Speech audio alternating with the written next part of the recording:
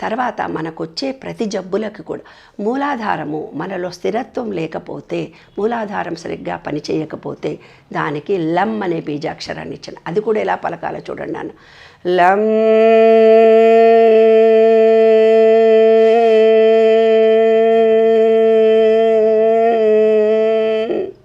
మనకొచ్చే ప్రతి జబ్బులు మూలాధారంలో యూరినరీ ప్రాబ్లమ్స్, మూలాధారం క్లోజ్ అయిపోయి పైల్స్ ప్రాబ్లమ్స్, పైల్స్ మోషన్ రాకపోవడము, ఎసిడిటీ ప్రాబ్లమ్స్ వస్తాయి. స్థిర నిర్ణయ శక్తి ఉండదు.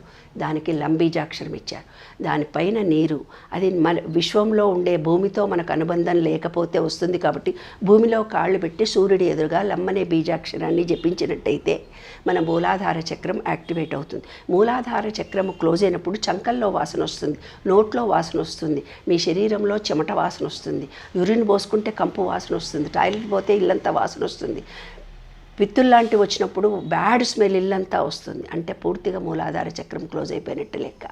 దాని తర్వాత స్వాధిష్టాన చక్రం. స్వాధిష్టాన చక్రం అంటే నీరు.